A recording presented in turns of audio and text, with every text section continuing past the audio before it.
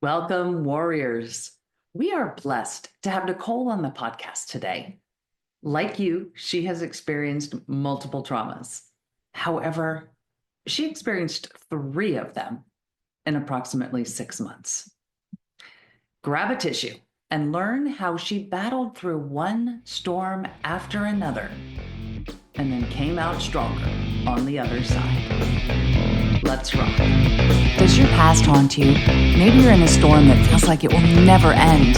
Are you fighting a battle that's rendering you hopeless? Maybe you feel like you're fighting alone, but your battle was not meant to be a solo endeavor.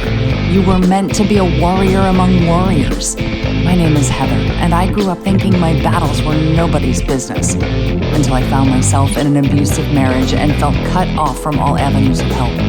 In this podcast, you will hear warriors' words. They will tell you of their battles, both won and lost, their journeys, and their lessons learned along the way. But we don't stop there. These warriors will share how they have applied those lessons to go from warrior to survivor to thriver. Whether it's an abusive marriage, illness, mental health crisis, or any number of traumas this world dishes out, these warriors will use their words to help you find the beauty in your broken, move beyond your battles, and become the thriver God created you to be. Pick up your sword or boxing gloves and join the battle. Your words are powerful, my friends. Make them warrior words. Welcome back to the Warrior Words podcast. Nichole Haugen is a wife, mom to 6 daughters, nurse, and grief coach. She spent over 10 years as a hospice nurse, helping families through hard times. Nichole knows a lot about grief, both from her job and her own life. In 2019, her dad passed away after a long fight with cancer. And just 4 months later, her mom died suddenly in a winter storm. On top of that, she discovered her husband had been hiding financial problems for over 10 years. Through all of this, Nichole found a path to healing, forgiveness, and learning to live with grief. Now, as a grief coach, she supports others on their grief journeys, helping them feel understood and reminding them they don't have to face it alone.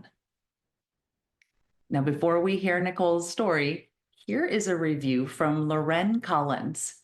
Love Heather's content. These stories are so encouraging.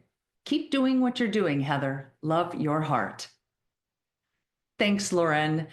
You made my heart full with this review. Thank you so much for encouraging me. Would you like me to read your review on an upcoming episode? Please go to Apple Podcasts and leave a review for the show. Your comments and your star ratings help people find the Warrior Words podcast, and it only takes a few minutes of your time. Please also share the episodes, share the show with people you think who would enjoy it, whether it's a specific episode or whether it's the show as a whole. Every share expands the reach of the podcast. And as I've mentioned in a few recent episodes, the Warrior Words Facebook community is open. Please come join us for inspirational stories, lessons learned, and beauty bombs. Go to facebook.com/groups/Warrior Words. Hit the request to join button. A couple of questions will pop up after hitting that button. Please answer those. And then I look forward to getting to know you better in there. Now, on to the show. Hi, everyone. As you heard in the intro, we are blessed to have Nichole Haugen here with us today. Welcome to the Warrior Words podcast, Nichole. Hey, thank you. Thank you for having me. So glad that we could coordinate our schedules and get this going. So this is being recorded in December, and we have an awful lot of holidays in December, especially Christmas, and it brings up a lot of emotions. And so you have a lot of experience with grief, and that is one of those big emotions that comes up around this time of year. So, but I do want to caveat with this does not necessarily just apply to December, because grief is a 365-day, it's not limited. So With that, I will ask if you would like to share your story with our listeners and how you encountered and dealt with grief. Yeah. Thank you for having me. And my grief story really, it kind of began before I even personally knew grief. I mean, I had grief some growing up. My grandparents died. I had a cousin who was close to me. He died suddenly when he was 15. His heart, he was at track practice and his heart just stopped. So I knew grief. Um, But I became a nurse and I became a hospice nurse and I found a passion in that. And I really loved helping people navigate those final days with their loved ones, helping people just prepare what to expect, what to watch for, that kind of stuff. And then in 2019, so my dad had been diagnosed with cancer in 2009, and it was prostate cancer, but it migrated to, it was stage 4 by the time they found it. So it was already in his bones in 2009. And then he lived for 10 years with that cancer. And Wow. around Easter time, yeah, it was, I mean, pretty unexpected, but Mhm. again, a lot of little miracles along the way with that. And so around Easter time, 2019, we could see things were progressing. He was in more pain. And so my mom called me and she was like, during the night, like, dad can no longer get up. He can't move. He's like paralyzed basically, from the waist down. And so it's like, okay, what are we doing? Are we like aggressively getting treatment here, figuring out like surgeries? Or does he want to just say, no, let's go in hospice? So he opted for hospice. And so I went home and I helped them get that lined up. Obviously I was not his nurse, but Right. Yeah. having a lot of knowledge in that area, I helped get the things we needed. He stayed at home and then he passed away at the end of July that year. I was also during that time pregnant with my sixth child. I have six girls. And so Wow.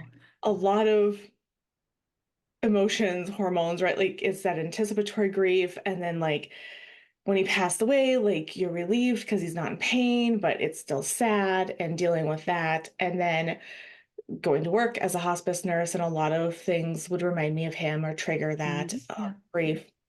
And then December, so about 4.5 months later, my mom suddenly passed away. My brother called me on a Monday and said, he lives about a mile from where my parents' farm was. And so Mhm. he was like, the garage door was left open. Have you seen or heard from mom?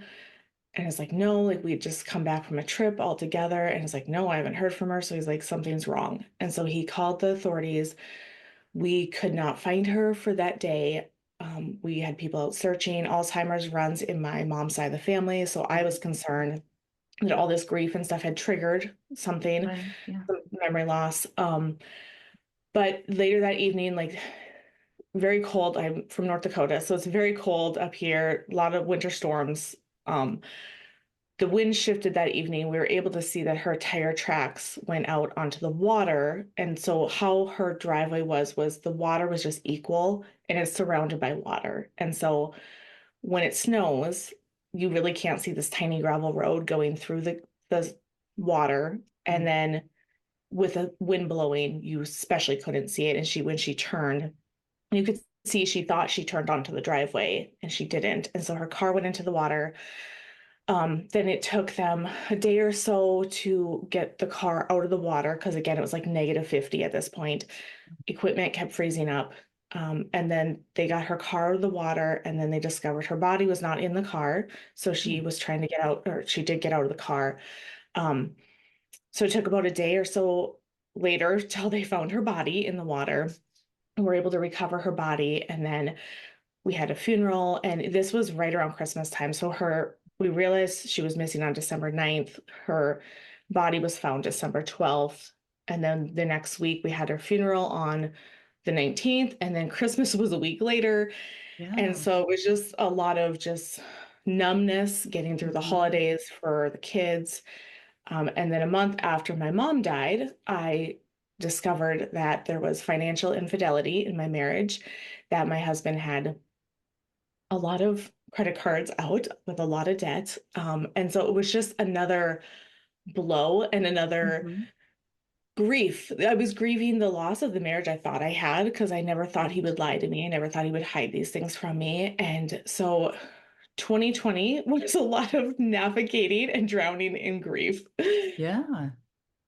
Hmm. And then and then Yeah. COVID hit And then on top of COVID. all of that. And then COVID.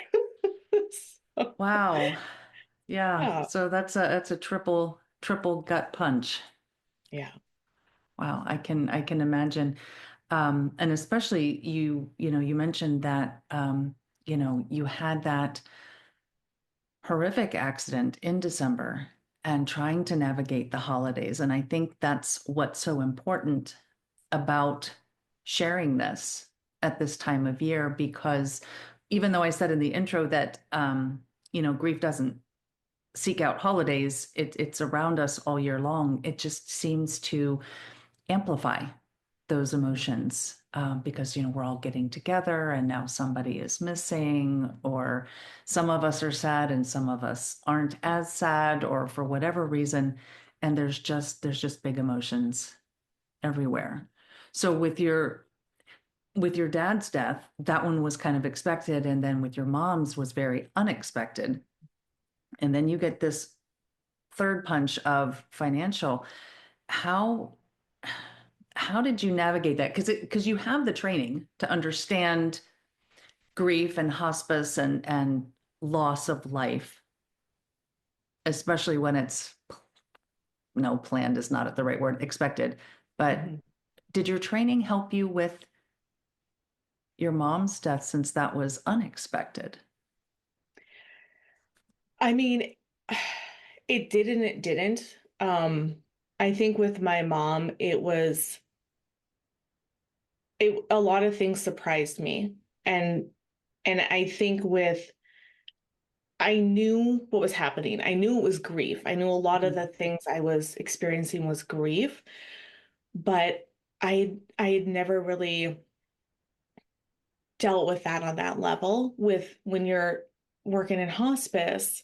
So oftentimes, like it is expected because you bring people on services. And even if it is like a very short, they were on hospice services for 24 hours, like you still had that kind of, okay, like this is where we're at, that kind of that realization moment. And for with my mom, it was that we had to realize that after and throughout the whole process, because at first it was just like maybe she's just missing.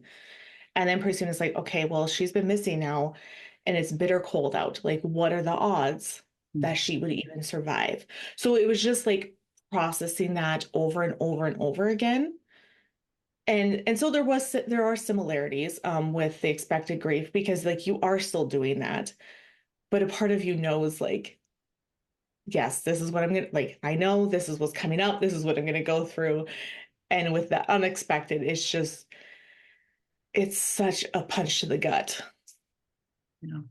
So do you handle the grief differently, or is there a different way to process it and work through it when it's expected versus unexpected?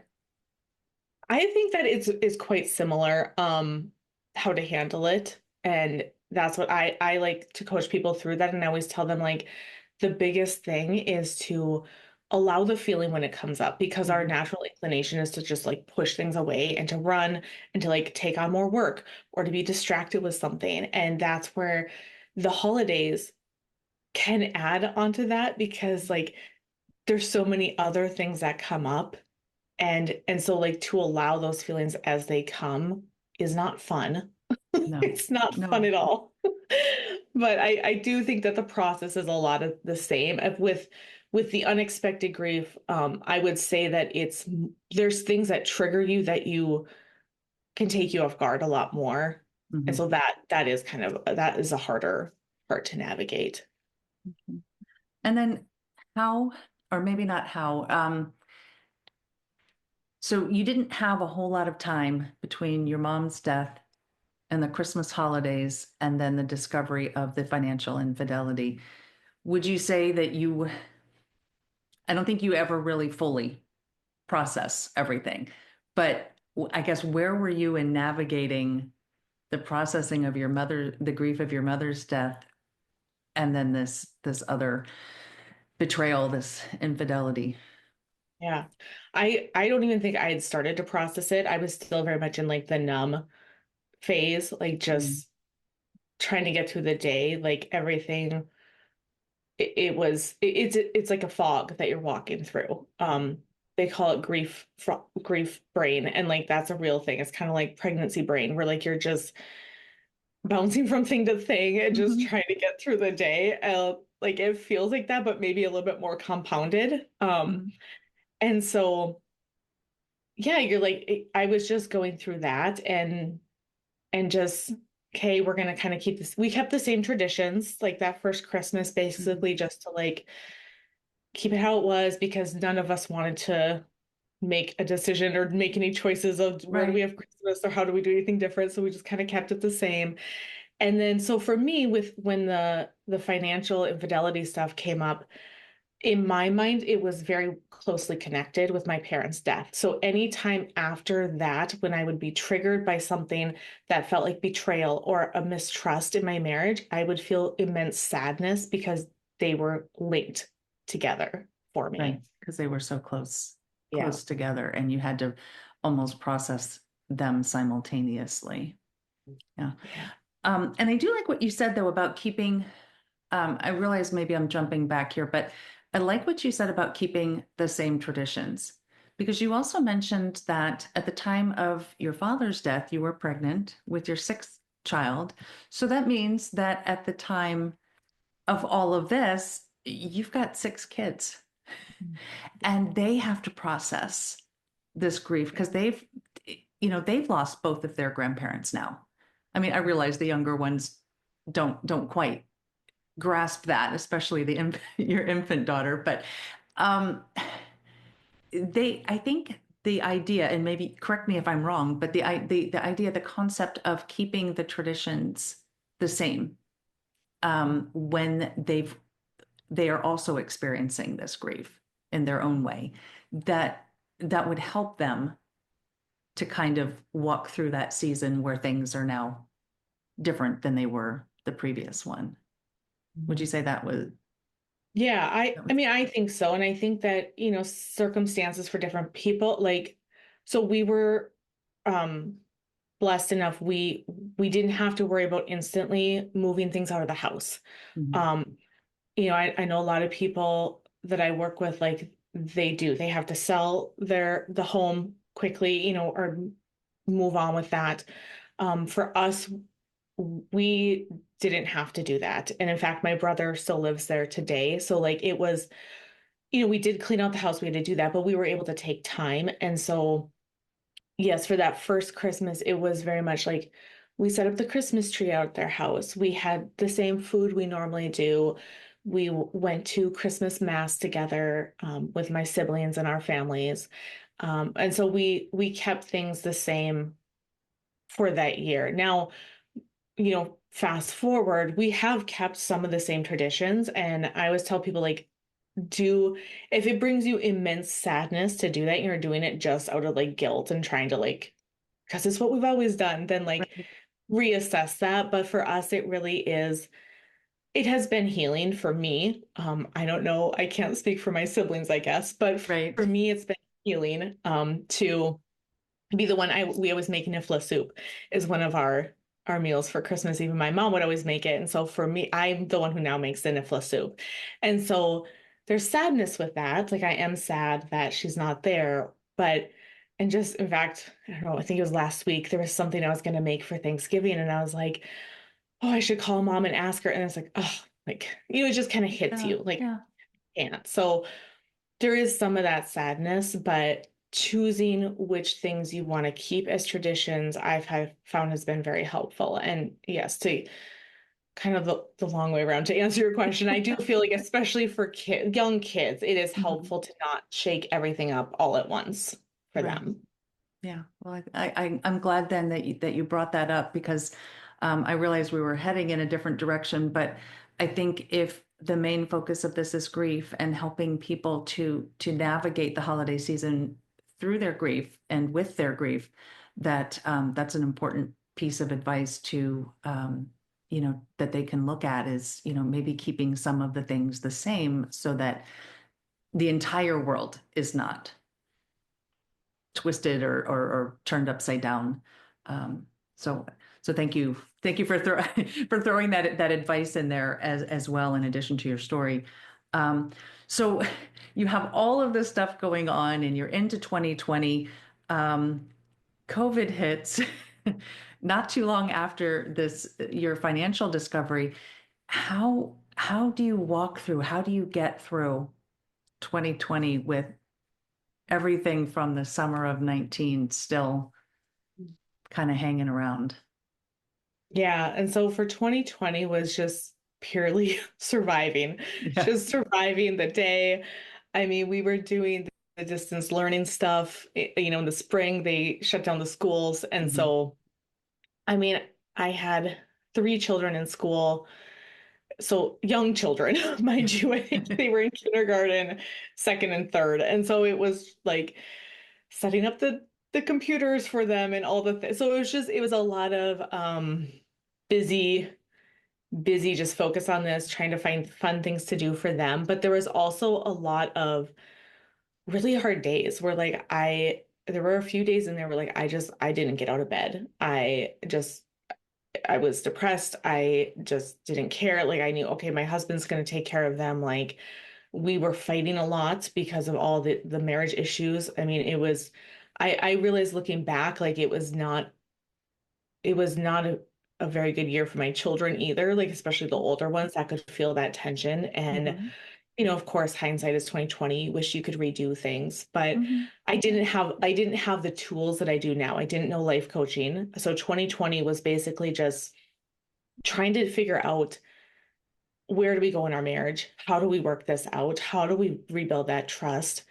Hmm. Um, there was a lot of guilt and shame from my husband's side, like that he felt bad, but he also didn't want to compromise. Like he still wanted his hobby, his collection, his addiction. He didn't want to have to get rid of that. And every time I saw it, it was just a lot of betrayal and hurt. So it was navigating how do we find boundaries around it? How do we communicate with each Hmm. other without there being hurt and pain added on to the hurt Right. and pain? A lot of what I found too was that I expected him to know how to help me through my grief of my Hmm. parents, Yeah. and he had no clue. He'd never lost anybody other than like his elderly grandparents that, Right. were expected. He'd never lost anybody like that, especially that Hmm. close together, that tragically. So he really had no clue. It was like navigating waters that we had no, like it was uncharted territory for both of us. And so that was what 2020 looked like, a lot of trial and error on our part. Yeah. Well, you bring up another good point there too. It's very, so you had an expectation that he wasn't meeting, but he wasn't meeting that expectation because he didn't have the knowledge or the means to do so. And I think that happens in marriages. It happens in relationships, I think, all the time. But it's especially destructive in marriages when one person has an expectation and the other one doesn't have a clue how to fulfill that. And so communication is really key. And you guys are struggling because of the other issues involved. So communication is probably not the strongest point or the strongest strength that you have at that point. So is this where you found life coaching, or how does the life coaching fit into the struggles that you were having with communication and finances in your marriage? Yeah, so yeah, we've struggled through 2020 and it was like, nope, like, okay, let's get a counselor. Nope, let's do it on our own. Nope, like so we went back Yeah. and forth a lot. But 2021 came around and in the spring I was like, something has to give. I don't like how I'm acting because I was angry all the time, just Mhm. very angry. I didn't like how I was showing up in my marriage. I didn't like how I was showing up as a parent. I didn't like how I felt in my clothes. I like after having six children, I gained weight. And so basically I found life coaching because I wanted to lose weight. And So I was like, okay, like this is what I'm gonna do. And it was also kind of an anger because I was like, well, he's spent money on all these things over the years. I can spend money on myself. So, so that's what I did. I hired a life coach and I lost like 40 pounds really quickly, which then I felt amazing. But when you're no longer coping with food, feelings and emotions start to come up. And so I started to realize like how much grief that I really was still carrying around when I thought I had allowed it and dealt with it. And so I that's what I realized was like I still had so much of that underneath all of it. And so that was what 2021. And then in 2022, I was like, I'm going to help other people. So like that's what I became. I got my certification and became a life coach. And because I think it's thebomb.com. It's just amazing. Oh, I love that. And I love how, and I'm seeing two threads here because I love how God works. You were trained as a hospice nurse. And then while you weren't his nurse, you were able to help your family navigate your father's hospice. And so God prepared you for that. And now you had all these other struggles, which led you to life coaching for yourself. And now you get to do that. It's almost like it's reversed. You know, Yeah.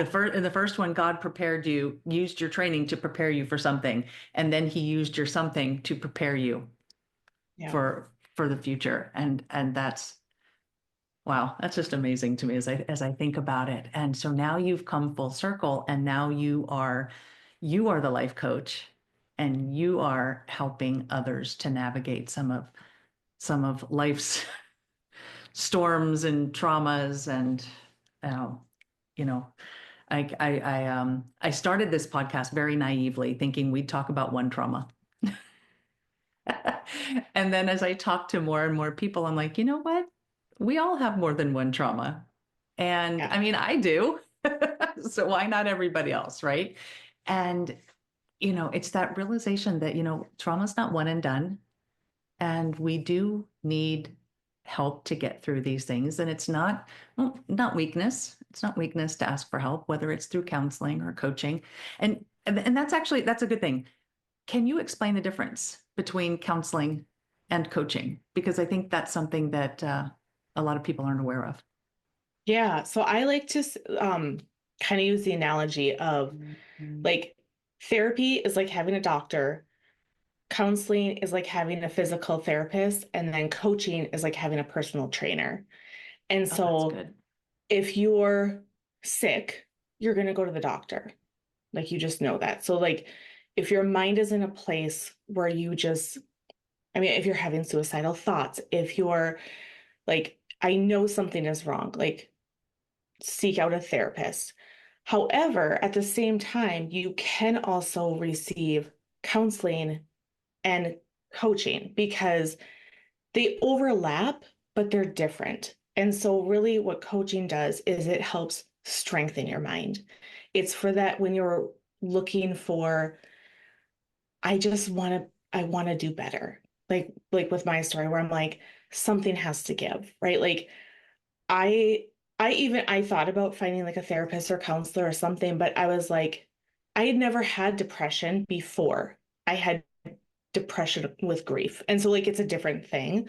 Right. Um, and so that's why I always encourage people to just book a free call with me because I can help you through that because a lot of times it is kind of tricky to know the difference and where to start. Well, I like your analogy. I like that those three tiers. Um, and then the call to be able to decide whether, or to discern whether that's coaching is right for you or whether you might actually need to seek out a therapist. And I think that everybody I've talked to on this podcast that has mentioned therapy is very pro therapy in that if you need it, certainly seek it out and get it. Yeah. So Well, we've covered we've covered quite a few things today already, and you actually mentioned you alluded to it earlier with your father. You said that there were many little miracles along the way, and so I usually ask everyone to share some beauty that maybe they saw, whether it's while they were going through their traumas or looking back, they can see something that was beautiful in these horrific situations.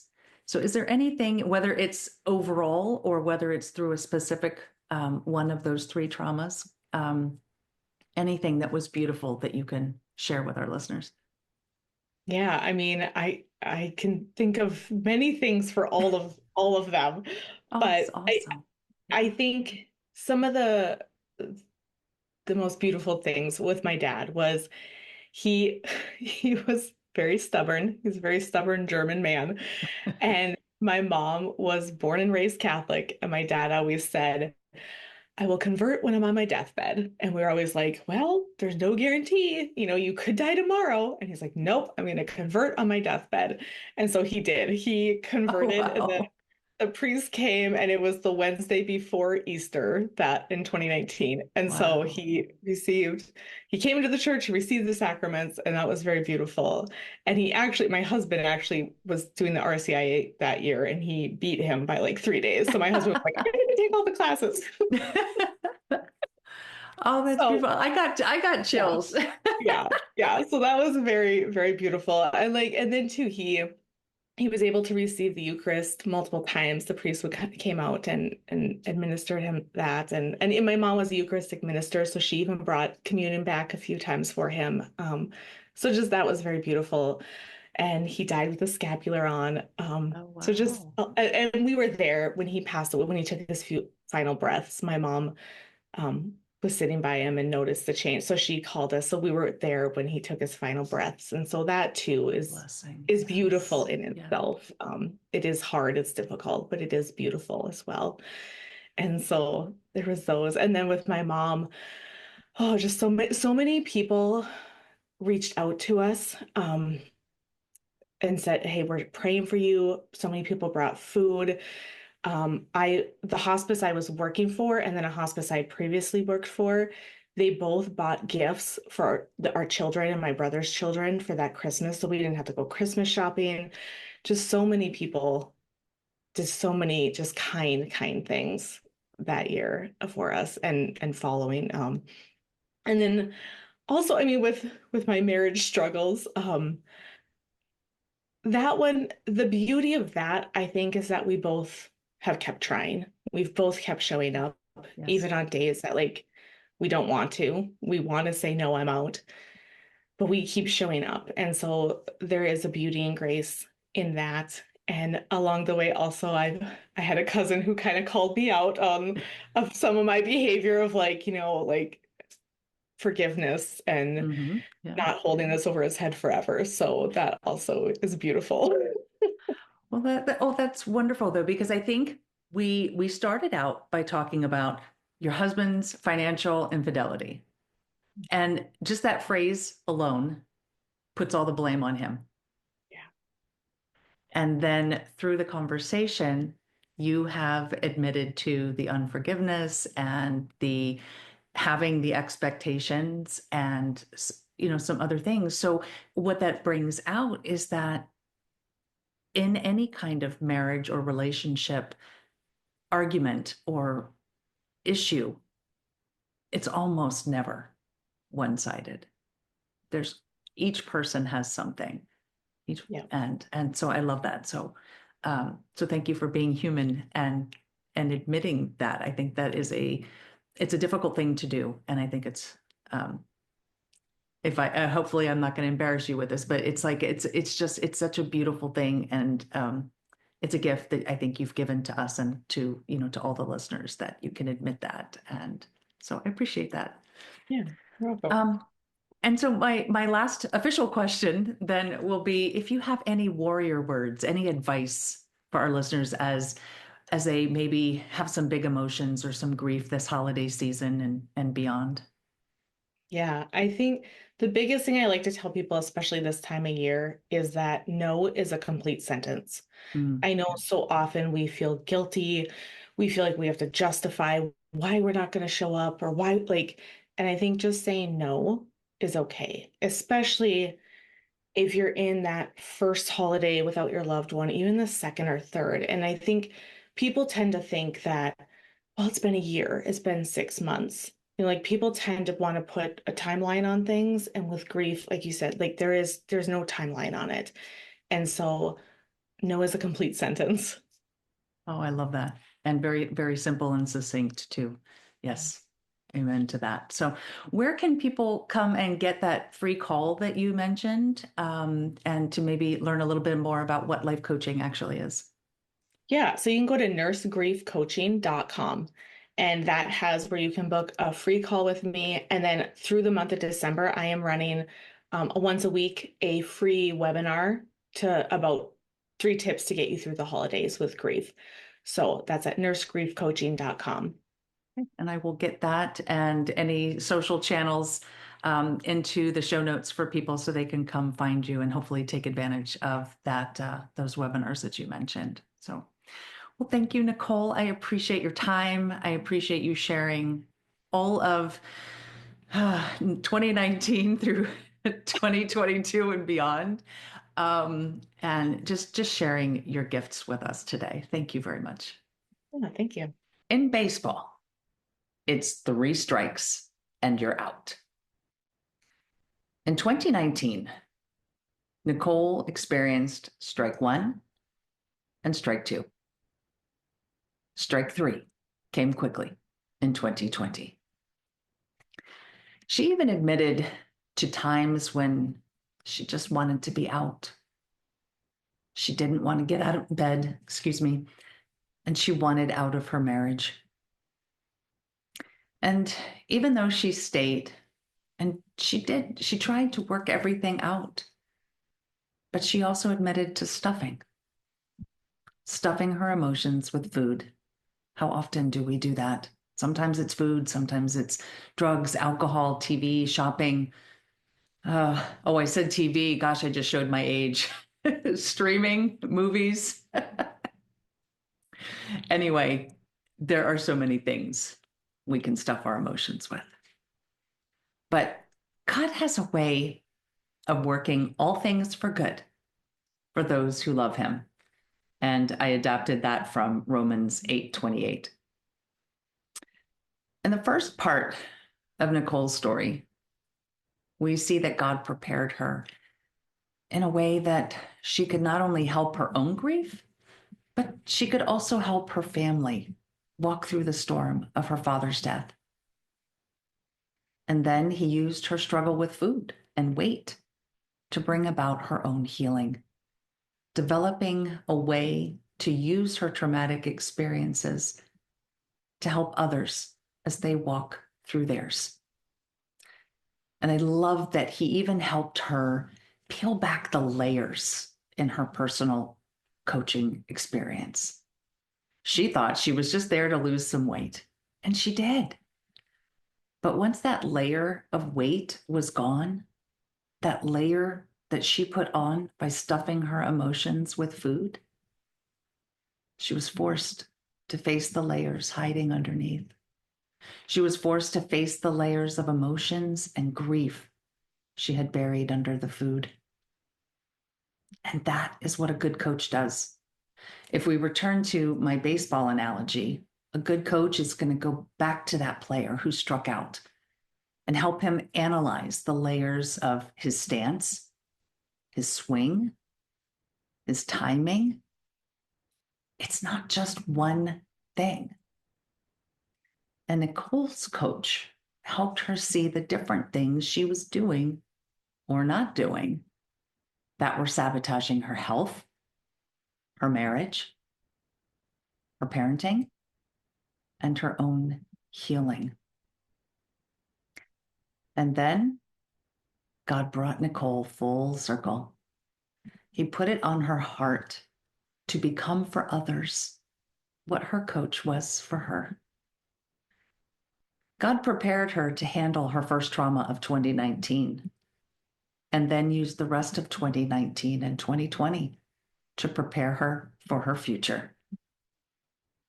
He definitively used her storms for the good of others. And one other really important thing that stood out to me in this conversation with Nichole: no is a complete sentence.